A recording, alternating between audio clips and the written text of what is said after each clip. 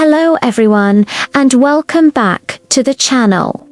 Today I'm sharing a story that's deeply personal and frankly, one that took me years to fully process.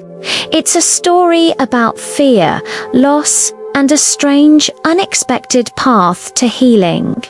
It's a story about my encounter with a Sasquatch. Now, before you click away, I ask you to stay, to listen with an open mind. This isn't just about proving something exists. It's about understanding the profound impact an encounter like this can have on a person's life. My story begins not with a dramatic sighting, but with a deep-seated fear of the woods. Growing up in the Pacific Northwest, you'd think I'd be at home among the towering pines and misty trails. But for me, the forest was a place of anxiety. It all started when I was just a kid. My older brother Jack was my hero. He was fearless, an explorer who saw the wilderness as his backyard. He taught me how to track animals, how to read the clouds, and how to find my way using the stars. The woods were our kingdom. One autumn afternoon, we were deeper in the forest than we'd ever been before. I was maybe 7, Jack was 12. The air grew still. The usual chatter of birds and squirrels just stopped. An unnerving silence fell over everything. Then we heard it. A sound that wasn't a bear, wasn't a cougar, wasn't anything we could identify. It was a deep, guttural roar that seemed to shake the very ground beneath our feet. It was followed by the loud crack of a massive tree branch breaking. Panic seized me. I remember Jack grabbing my hand, his own face pale. He just said, "Run." And we did. We ran faster than I ever thought possible, not daring to look back, the sounds of something huge moving through the brush, chasing us all the way to the edge of the woods. We never spoke about what happened. Not really, but something changed that day. A wedge was driven between us. My fear of the forest became a wall I couldn't climb over, and Jack, my adventurous brother, started to pull away. He saw my fear as a weakness, a betrayal of the bond we once shared. Our shared kingdom was now my prison, and he couldn't understand why I wouldn't return. The woods he loved became the source of my nightmares. Years went by, our relationship became strained, a ghost of what it once was. We argued, we grew distant. Then the unthinkable happened. Jack, still the same fearless explorer, went on a solo hiking trip in the very same mountain range where our childhood fears were born. He never came back. The official search party found his backpack near a steep, treacherous ravine. They said he likely slipped and fell. But in my heart, a darker question took root. What if he wasn't alone? That old, terrifying memory, the roar, the heavy footsteps, it all came rushing back, twisted with grief and guilt. For the next 20 years, I lived with a toxic cocktail of emotions. I mourned my brother, but I also harbored a deep, simmering anger. An anger directed at the forest and at the creature I was convinced had taken him from me. I blamed this monster, this Sasquatch, not just for his death, but for ruining our relationship long before. It was an easy target for my pain. This shadowy figure in the woods became the villain of my life's story, the source of all my loss. My fear evolved into a kind of hatred. I read every book, watched every documentary, not out of curiosity, but as if I were studying an enemy. This anger consumed me. It affected my relationships, my job, my ability to find joy. The world felt unsafe, and the ever-present mountains on the horizon were a constant, grim reminder of what I'd lost. I knew I needed to change, but I didn't know how. Therapy helped me unpack the grief, but the primal fear, the hatred for the unknown thing in the woods, remained locked away. Then, about a year ago, I reached a breaking point. I realized I couldn't carry this weight anymore. I had to go back. I had to face the forest that had haunted me for decades. It wasn't about finding answers or seeking revenge. It was about taking back control from the fear. It was the scariest decision I've ever made. I prepared for weeks, not just physically, but mentally. I chose a familiar, relatively safe trail not far from where Jack had disappeared.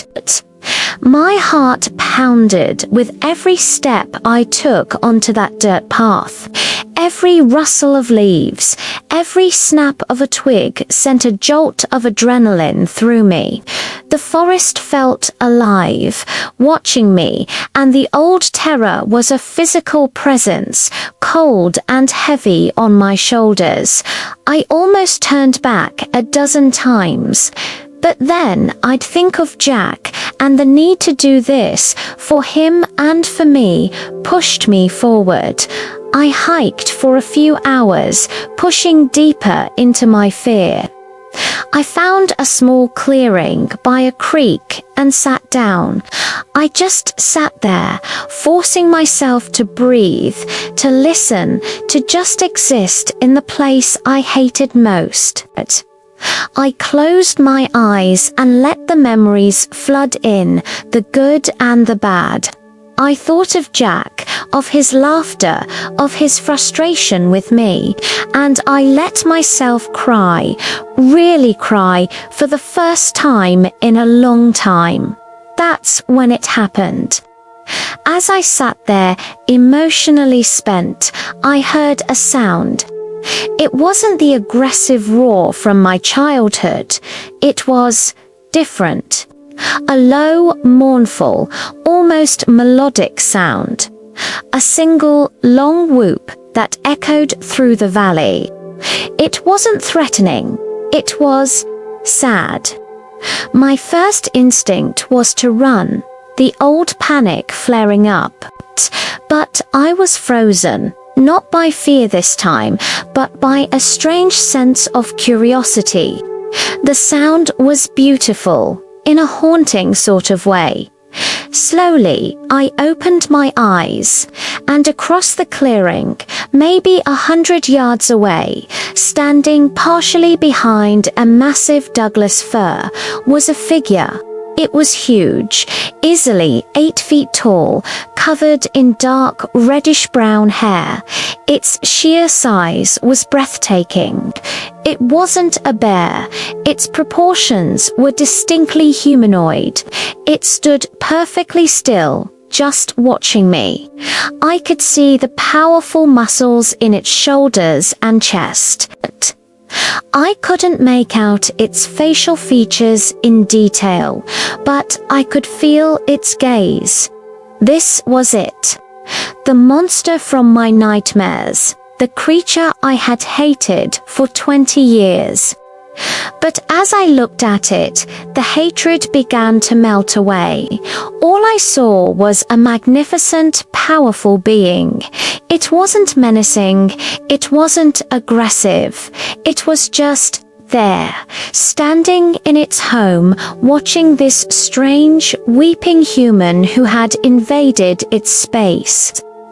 In that moment, something inside me shifted profoundly. I looked at this creature, this forest giant, and I didn't see the villain that took my brother. I saw a part of the wilderness, a part of the mystery that Jack had loved so much. Jack wasn't taken by a monster. He was lost to the wild, to the unpredictable and powerful forces of nature that he respected and challenged his whole life. He wouldn't have wanted me to live in fear and hatred. He would have wanted me to understand, and in that clearing, looking at this impossible creature, I finally did. The weight of 2 decades of anger and blame just lifted. I realized I hadn't been angry at a Sasquatch. I had been angry at my own fear, at my loss, at the fact that life can be so cruel and unfair. I had needed something to blame, and the monster in the woods was the perfect scapegoat. We stood there, locked in this silent exchange for what felt like an eternity, but was probably only a minute. It didn't move toward me. It just watched.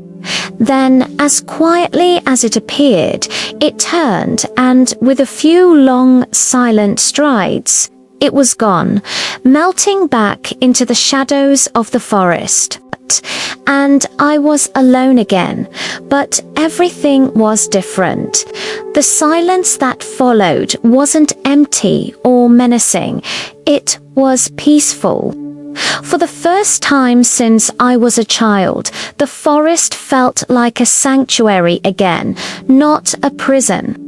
I walked out of those woods a changed man. I haven't seen it since, and I don't know if I ever will, but I don't need to. That one encounter was enough. It gave me a gift I never expected: forgiveness.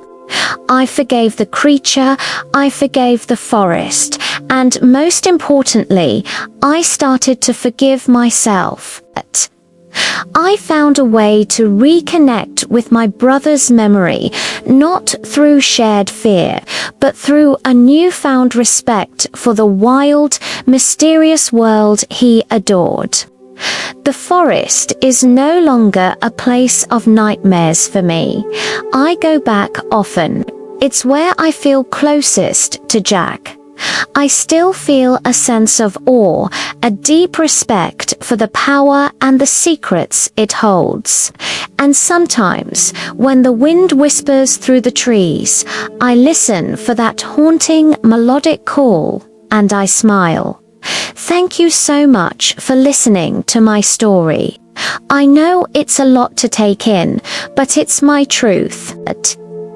If you've had similar experiences, or if this story resonated with you, I'd love to hear your thoughts in the comments below.